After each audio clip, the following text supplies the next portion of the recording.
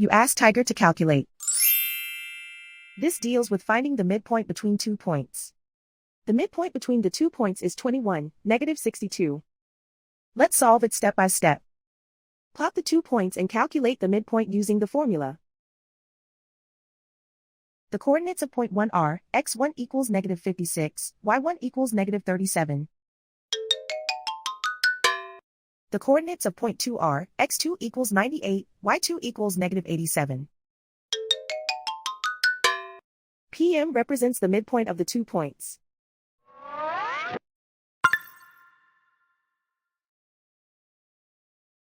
Use the x values in the midpoint formula to find the midpoints x. x1 equals negative 56. x2 equals 98. Simplify the arithmetic.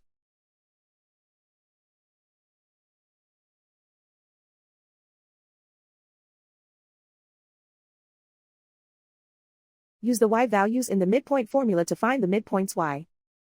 y1 equals negative 37. y2 equals negative 87. Simplify the arithmetic.